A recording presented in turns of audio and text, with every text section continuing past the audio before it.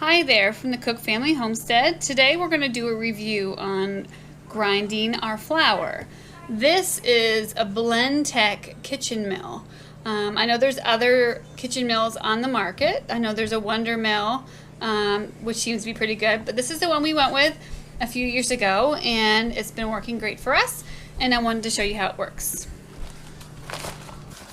These are our wheat berries that we get. We buy them at a local bulk food store. This is a 50-pound bag. It's called Prairie Gold wheat. This is hard white spring wheat. And we get this from Wheat Montana. That's usually the brand that you find around here.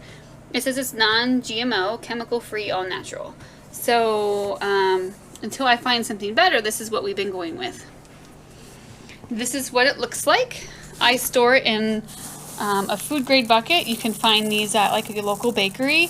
Sometimes they'll give them to you for free. Sometimes you have to pay like $1. A good way, if you want to store them for long-term food storage, you can add an oxygen absorber. And if you store them properly in a dry, cool place, they can last up to 20 years in storage. Now the difference, like I said, I get the hard white spring wheat.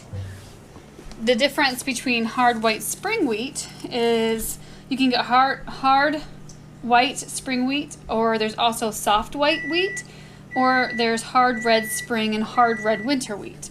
Now hard red wheat is either spring or winter. That's just when they harvest them. It's a hearty and high in protein wheat berry. A lot of people use it for breads and baked goods, and it's like a brownish color. Now mine's a hard white wheat. It's a hard kernel, like you can see here. It's a hard kernel, and it's like a light brown color. It's great for breads, and some people use it for brewing. And there is also a soft white wheat. Soft white wheat would be similar looking to this hard white wheat, but it also has a softer kernel, and it's best for pastries, cooking with pastries. I have bought in soft wheat before, but we use a hard white wheat more often. 1 cup of wheat berries equals 1.5 cups of flour. That's like an approximate. It is really good and high in fiber, because when you grind it yourself, you're keeping the 3 parts of the wheat berry intact. There's the germ, the bran, and the endosperm. So if you can grind all that and keep it in your flour, it has better health benefits than if you buy the stuff from the stores, where some of those parts of the wheat berry are not. They strip them and take them out, so it has a longer shelf life in the stores. I store mine after I grind it in bags, gallon-sized bags, and store it in the freezer. You can also cook the kernels if you want to eat them that way. I just grind mine, and or you could soak them and you could sprout for sprouting.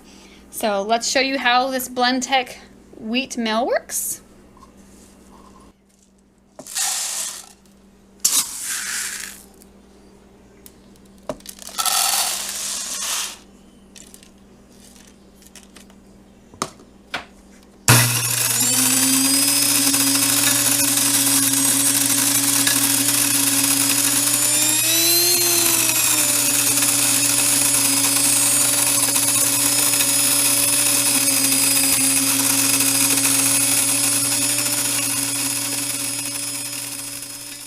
Okay, we're done grinding flour, so I'm going to take this top off.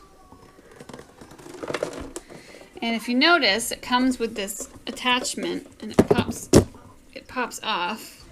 Usually there's flour in there, and you can also use it as a cup to help scoop out the flour.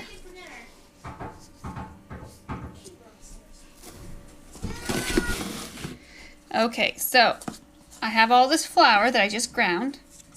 And you can use this attachment as a scoop, and I just scoop it. This is the container that I keep in my cupboard. I go through it really fast, so the shelf life is not an issue. For the extra flour that I get out on top of this container, I put my flour in a gallon-sized Ziploc freezer bag, and it lasts longer if you keep it in the freezer. Okay, so here is my flour that I grounded so far. This is the one I'll keep in my cupboard, which will probably used up within a matter of days. And this is a gallon size. It's still nice and warm because it's fresh off the mill. Bag of flour I'll keep in the freezer, and I can use it months from now. So I'll probably grind a bunch of bags of these. It's nice to just do as much as you can all at once, and then you have them in your freezer for when you come up to needing them.